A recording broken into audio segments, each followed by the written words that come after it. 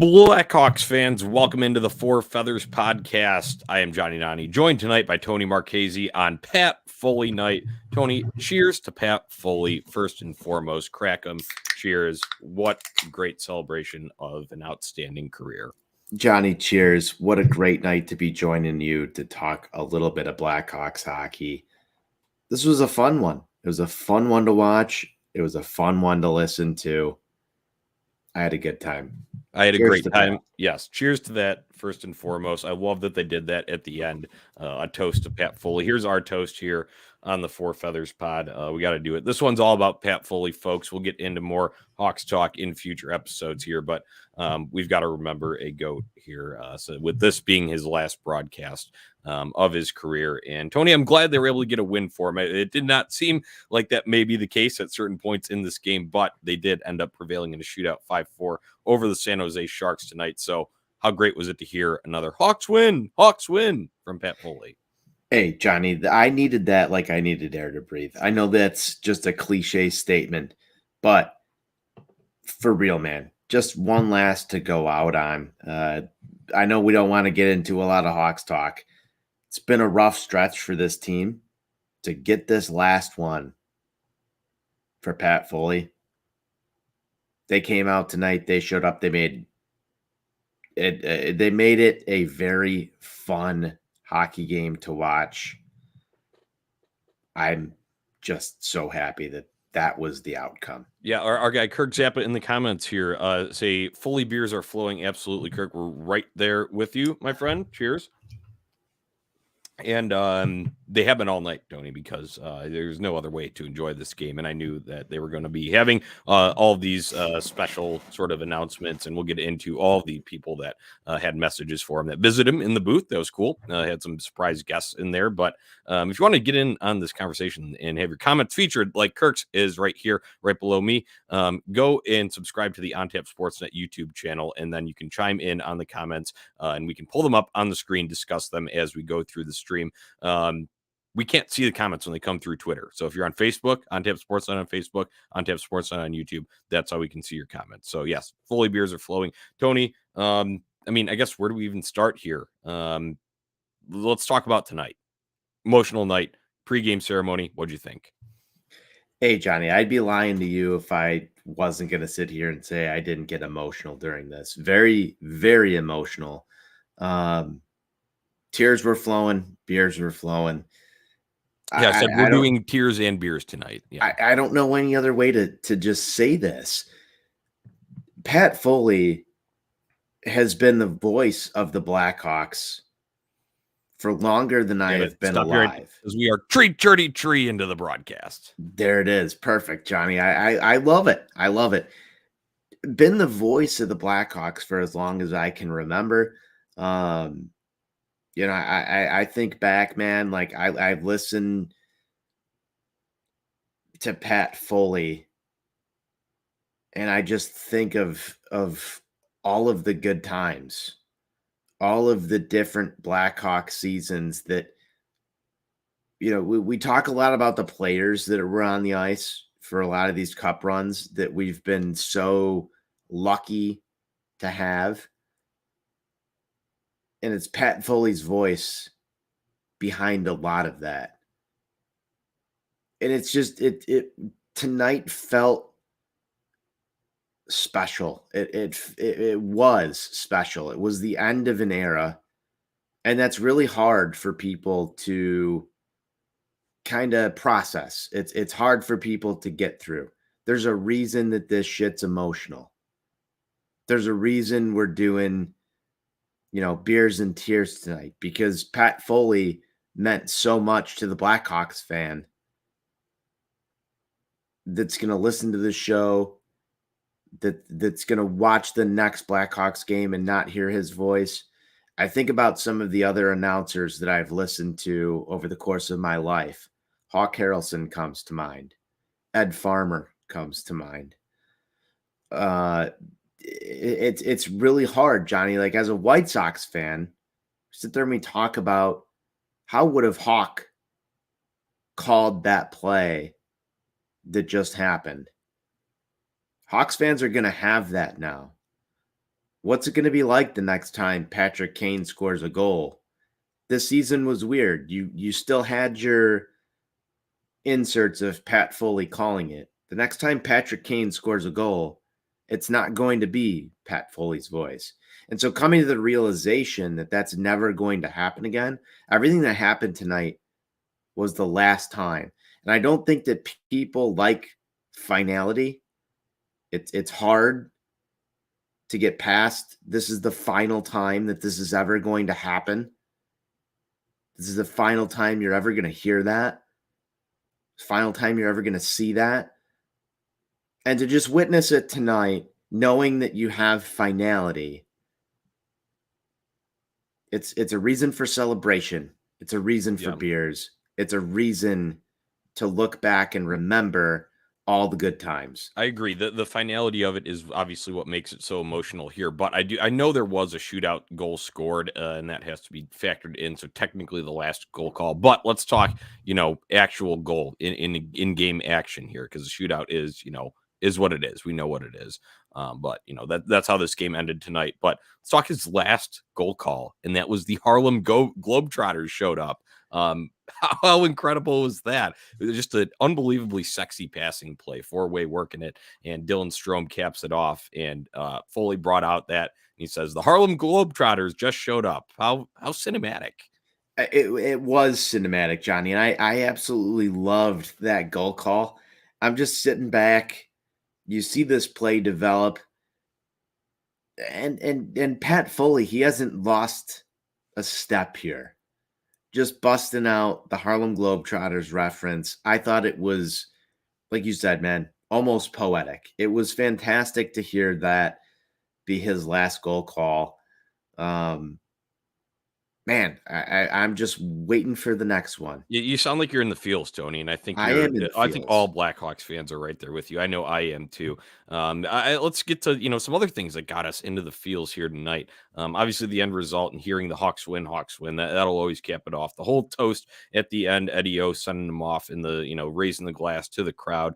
Everybody on the ice, even on the post game show, Pat Boyle and Kaylee Chelios and Colby Cohen brought out the beers to toast Pat Foley one last time. That was all excellent. But within the game, messages from Patrick Kane, Marian Hossa, Steve Larmer, Eddie O, his family, his mom, brother, sister, Doc Emmerich, Joe Buck, Gary Bettman, among others. There were others in there too. I couldn't even figure out how to list them all in here, Tony. And then in booth visits, you got Troy Murray in there. You got Nikki Olchek, Eddie's son, covering on the radio for him. So, Troy Murray makes a little visit by. Chris Chelios, Dennis Savard, some great former Hawks showing up in there. I thought all of that was super touching and super cool. And you could see the reaction in Pat's face whenever one of those came up on the screen. Absolutely, Johnny. And I think the Blackhawks did an excellent job tonight saluting Pat Foley overall. If you go back through this entire broadcast from the beginning till the end, this thing was all about him, and it absolutely should have been. There's the Blackhawks have been able to pull off some very special production moments over the course of their cup runs, just their on ice presentation. Johnny, you and I were just at the Hossa event about a week ago. They know how to make a night about somebody, and they should, because you look at Patrick Kane, Jonathan Toews, and some of the other Hall of Famers that have come through this organization over the last 10 years. These guys know how to put on a celebration for someone, and they did it tonight for Pat.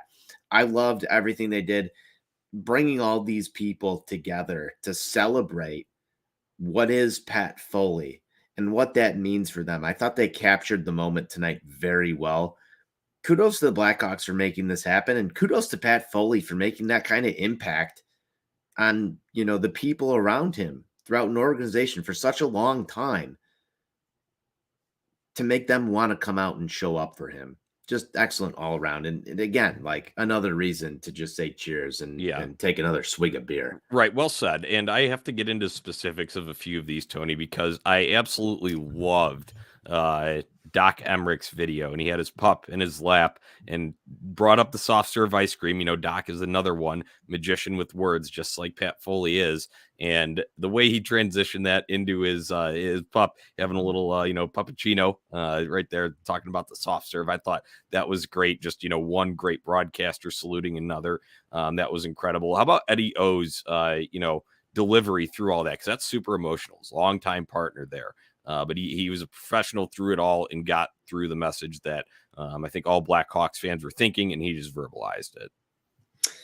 Oh, absolutely, Johnny. I think, if I go back a little bit and into the first start or the first thing that you talked about, Doc Emmerich, I mean, in the course of human history, this might be the last time you ever hear Pat Foley and Doc Emmerich on the same broadcast. Just so fucking cool and tough, Johnny. Like, those are the two voices that we will remember for the rest of our lives that called some of the greatest moments in Blackhawks hockey.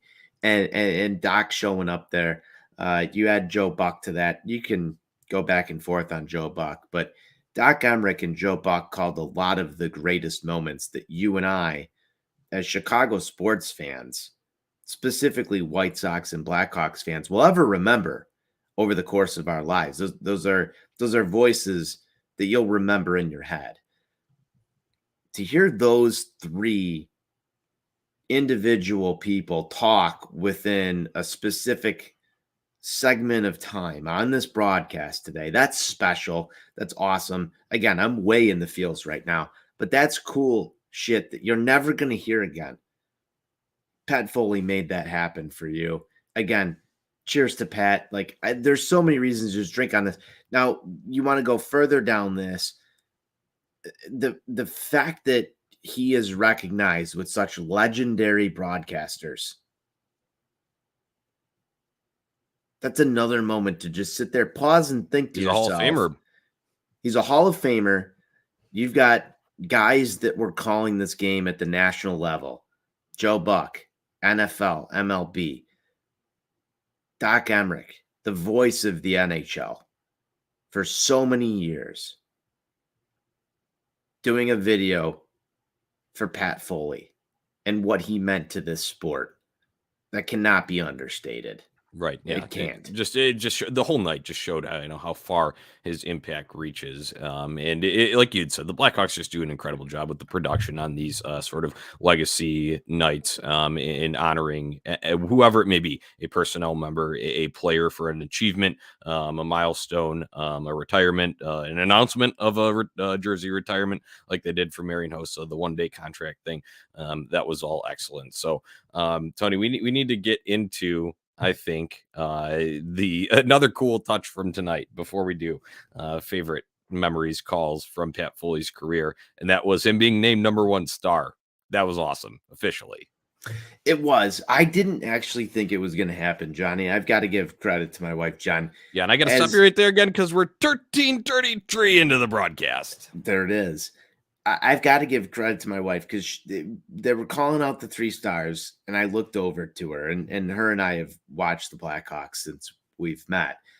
And she said, Pat Foley's the #1 star. And I was like, no, that's going to Alex DeBrincat. It has to. He finished the game. They're not going to go into the booth. And they did. They absolutely did. And I just melted right there. I mean, yeah, the tears were just rolling down the face. I'd have to go and look at the stat sheet, but I'm sure there's someone on the Sharks that's like, God damn it, I got robbed. Yeah, right. Like, so like that's where I'm just sitting there thinking to myself, I'm like, they're not going to go to the booth. They just won't. And they did. And it was just such a magical moment. It was the perfect cutaway. Again, I'm going to give this one to the production staff. Although I have to give the Blackhawks themselves some credit here, Johnny. Had they lost the game and some Sharks player had like a hat trick and it was just an embarrassment, can you make Pat Foley the #1 star? I have to ask you this. I don't think they would have. I think they only would have done it for a Blackhawks win. Okay, so there was a continued plan. It. I think there was a plan B. I love. We can go tinfoil hat time here, but that's what I think, because it's easy to do it when you're the home team because it's kind of like rigged in your favor, kind of I anyway, because didn't you're want it to announcing be it at the tacky. arena. And, they always think about it. When you have a 3 stars announcement, usually the team has gone down into the tunnel, and then those guys kind of hang around at the back of the bench, and then they do the skate out, and then Frank Pellico does a don't on the organ Yes. and the skate. You know what I'm saying? So they usually orchestrate that, whereas it's just kind of like announced or like put out there if they lose. So it's not really a production, but obviously when you win, you can make it a production. Yes. So there's my kudos to the Blackhawks for pulling this one off. Things that are poetic in sports are that much better, Johnny. I look at the Field of Dreams game for the White Sox. Poetic. Things happened. Tonight felt the same way. Like it should have happened. That's how it should have ended. right. The Hawks winner. I don't know if they Right. would have scripted a shootout here.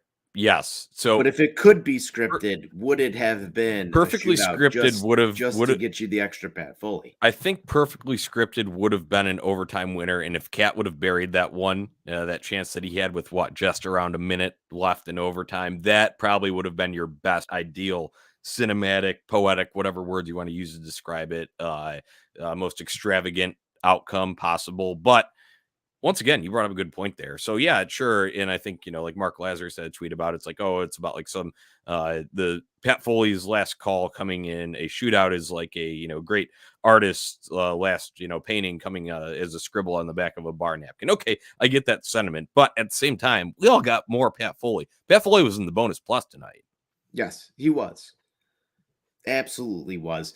Didn't really expect an overtime or a shootout in this one at certain points in the game, and obviously we got there.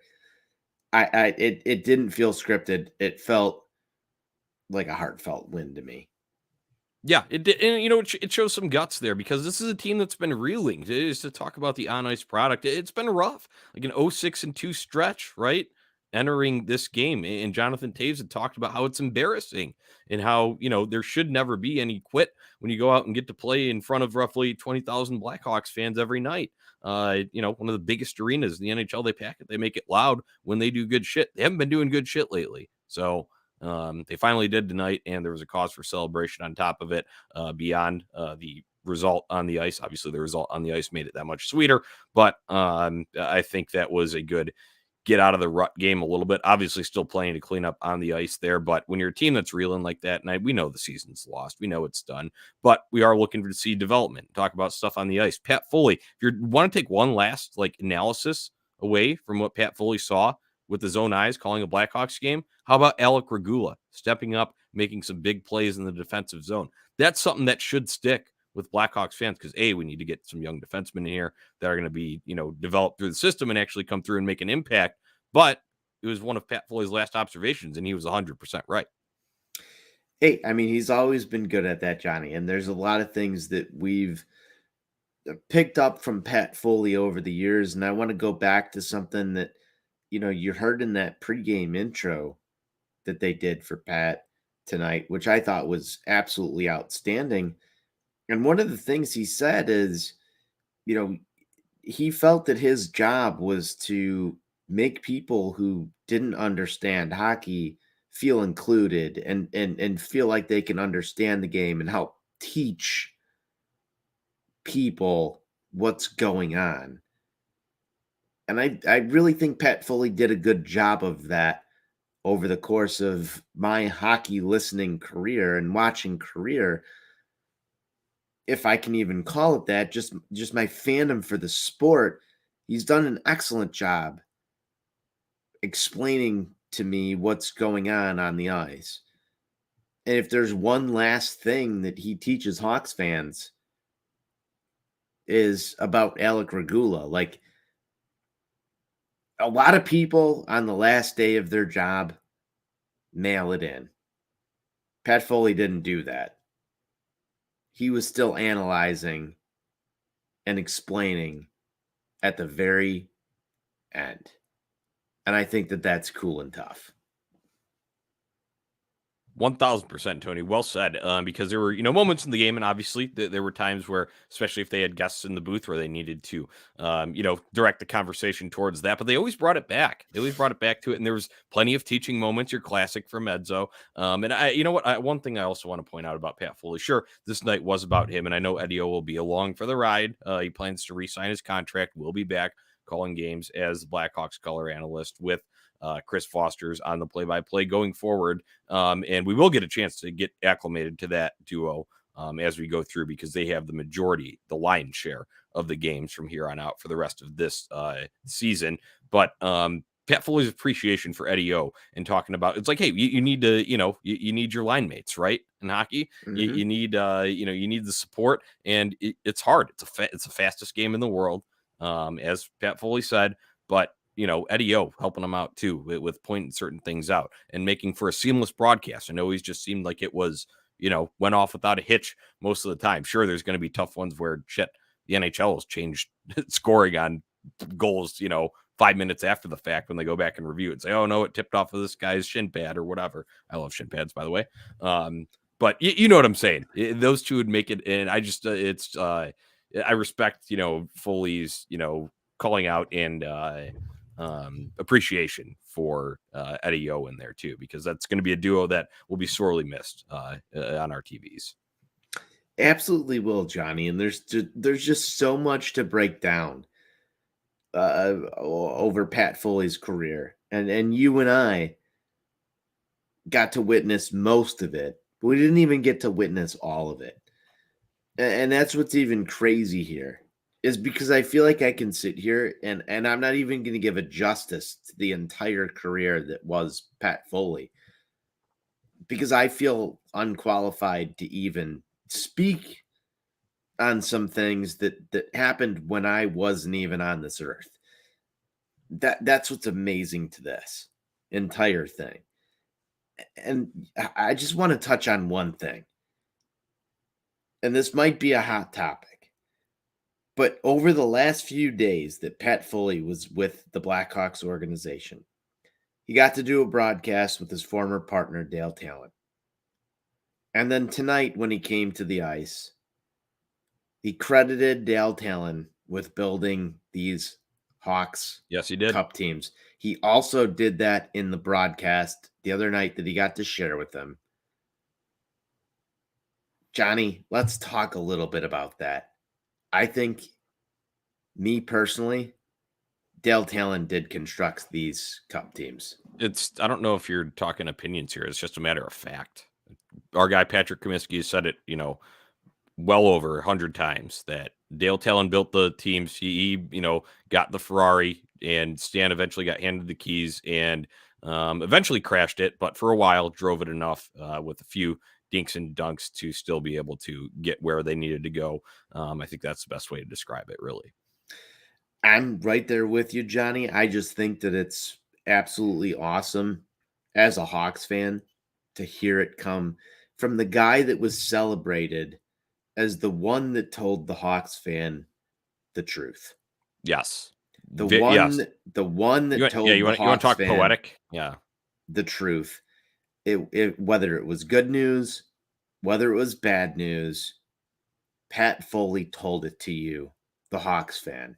Yep. We are 23:33. We're going 10 more minutes, Tony, so it's time to bring up the best Pat Foley calls, memories, whatever we got here. Let's start. I'll continue on that, what you were talking about there, telling the truth. One of my favorite just memories, it's a very small one, but back in the 2019, 2020 season, he absolutely reamed Alex Nylander on the broadcast for coming up short and dumping a puck in just short of the red line. Hawks ended up icing it, and they didn't get scored on that next shift, but very well could have. They were all gassed. And like you just talked about with him, just shooting it straight, telling it like it is, telling the truth. And that's what you need as a fan to really fully evaluate the game. You can't have it sugar coated like certain color analysts were trying to do at the beginning of the year during that abysmal start. Kobe Cohen, but you know what I'm talking about there. That's just one of them. Let's shoot back and forth here. Hit me with one, I'll go back with one, and we'll just go back and forth and bounce them. That's just one that comes to mind leading in from your last words there. Johnny, I'll be honest with you, man. Like, if I did not come prepared with like best Pat Foley moments. Doesn't need to be best, here. just favorite and memorable ones. Just whatever you remember. What are some of your favorites? Just shoot them at me, man. There's just so I'll many go another times. one, the iconic one. Bannerman. It's in the Orchard video. It's iconic. You hear that played all the time when you're talking about him. There's one. Come on, let's go. Let's fire him off. Dude, I've got to roll with this. I don't think that I can really pick out things from Pat Foley's career where I can sit there and say that this is awesome, because I feel like he brought such a level every single night to his job where it's almost like, to me, it all just runs together. So, hit me with yours, dude, honestly. I'll keep going. Yeah, just keep rolling with them and I'll react, dude, because I'll keep going. How about first round series, which is nice because we still got the local broadcast playing St. Louis in 2016, and Jonathan Toews with the overtime winner. Toews in to win it. Hawks win. That one I was out with. I went to school at U of I, so I was out with a split crowd of Blackhawks fans and Blues fans, because we had a St. Louis contingency from my friend group, and we were all back and forth bantering all night. And hearing Foley say that at the end, woo, we were yelling at them, those St. Louis pricks, all night, and it was great. Ron Luce in here. Hope you enjoyed the broadcast. We know you enjoyed the outcome. Johnny, that to me, I think, one of the most iconic things that he said outside of Tree Churdy Tree and some of the other stuff was, I hope you enjoyed the broadcast despite of the outcome, or, the with the outcome. The fact that he always took the time after every single game that he called to tell people that they hoped that they enjoyed the broadcast, to me, just it went the extra level. Yeah. You don't hear announcers say that. Just a very technical thing. The way he would inflict his voice after either one, to do it, to kind of tail off when it was in spite of the outcome. But then when it was, we know you enjoyed the outcome. You know what I'm talking about, the animation there. Let's go with a few more from the comments here. Our guy, Ron Luce. Niemi says no. There we go. That's a great one. We got Zach Martin. Kaner getting tripped against the Habs and scored while flying. I don't remember the exact call on that one, but can we get iconic moment like that? Can we get a Crawford, like the infliction in Crawford? Yes. Yeah, obviously, big save, or kick save and a beauty. Those ones, we've got those. Favorite call from Andrew Quinn. My favorite call is when he let it be known how bad Alexander Garbacz was a player and a teammate. Hey, just like we said earlier, told it like it was. He told the truth. You gotta love it. Gotta love it from that angle of it. Let's see a few other ones that I have. Okay, when we're talking about, you said it's hard to go and pinpoint and talk about a real exact instance. Obviously, we've gone through some of these here, which is great. I'm glad that we've gotten a few of these here, but one that I'll remember, and it was a cadence thing, and he would do it at certain times throughout a game, whether it just be on a big goal that happened during an instance or at the end, a punctuation goal in overtime. It was during the 2020 COVID shortened season. Hawks were down in Dallas for one of those weird wonky series, and they won in overtime. I want to say it was around Super Bowl weekend, Tony, because we were watching it there, and it was a Kane cat, pretty passing play. He goes, Kane to the cat, bang, OTGWG. Whenever he would accentuate each letter in that always gave me chills. I don't know about you. Hey, the accentuation was always key. I'm trying to pour a beer here. Yeah. Make sure it's here, because we're trying to close this up at Tree Churdy Tree. You wanted 33 minutes, 33 seconds of Pat Foley content. Just pouring the last beer. The accentuation in Pat Foley's voice. I don't know if we're ever gonna find another announcer that can do what he did.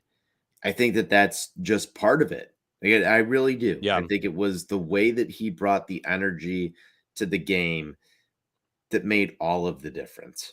Yeah, no, it absolutely did, because it was a great interview with Eddie O, and it was called The Voice of the Blackhawks, and that aired before tonight's broadcast. It aired multiple times. I think they aired it after a game last week too. And it was Pat Foley talking about, he's like, when they asked him to describe his style and, how he approaches the job and the role of being the Blackhawks play-by-play broadcaster, he had said, it's like, I want to be like I'm sitting next to you on the couch and narrating it to you. And I kind of like that. It was that's just, I'm paraphrasing there, but that was the approach. And you really felt like that. And that goes back to everything from the, excited, just certain, accentuation on things, and then to telling the truth, when they're bad, you'll call it out, and then being just as excited as you were when the Blackhawks did something good. So, Jonnie, if I've got to get some final thoughts in here, because we've got about 3 minutes to close this up, there's a couple things that I appreciate in a sports announcer. That's telling it like it is. It's being as excited as you are when the team does something good and feeling like a fan. I've said this before on multiple shows, whether it's on Sox on Tap, whether it's on here. I love announcers that feel like one of us. Pat Foley tonight said, I'll be back. I'll be walking the United Center. I can't wait to just be one of you. And the final words that we got to hear him say as the voice of the Blackhawks. One of the reasons we do this show, one of the reasons that we've started on Tap Sportsnet is to just be one of you, telling you like it is. It's guys like Pat Foley who've inspired me to even be on this show talking about this shit like we do night in and night out. It's a voice like that that's just a regular guy from Chicago trying to talk about one of our favorite fucking things. The Hawks, the Sox, the Bears, the Cubs, the Bulls, whatever it is. These people make an impact on our lives because they're part of our daily routine. You watch the Hawks and you hear Pat Foley's voice and you're at home. You're drinking a beer, you're cracking them, you're enjoying your sports. That was Pat Foley for a long ass time. He did a wonderful job being the voice of that for so many of us. I'm so happy and lucky to have witnessed that. I hate to get all sentimental, Jonnie, but once again, last call for Pat Foley. Cheers, crack 'em. Yeah, it was a great ride. Last call for Pat Foley. Mine ties in here. You only gave me about a minute here, but I can work with it, Tony, because last one was a personal interaction. Ron Luce and I went to a game at the end of March. Pat Foley was behind the bar in the atrium. We love our atrium pregame beers at Four Feathers Pod. We went in there. Ron got there a little bit before me. He texted me, says, dude, you got to get in here right away. Pat Foley's in here behind the bar. Oh, shit. I'm jogging in from the parking lot. I get in there. Guess what? Ron was the recipient of 2 free Bud Lights from the great Pat Foley himself. So we got to enjoy those. And if you go and check the Blackhawks Instagram or Twitter, they have the video up there, and you can catch me and Ron Luce at the end of the bar. I'm wearing a black jersey. Ron's wearing a red Calvin DeHaan jersey. And it was incredible. Just being able to say, thank you for everything. It's been a pleasure listening to you. Congratulations on a great career. That was my message to him at the bar there. And thanks for the beers, obviously. And then that's my message to him to close this thing out, Tony. So we're at the 33-minute mark, 33:20 here. Hey, can we get a Pat Foley forever to close this thing down, Jonnie? Yeah, Tony, I think we will. 33? Yep, everyone, thank you for tuning into the Four Feathers podcast one last time. Pat Foley forever.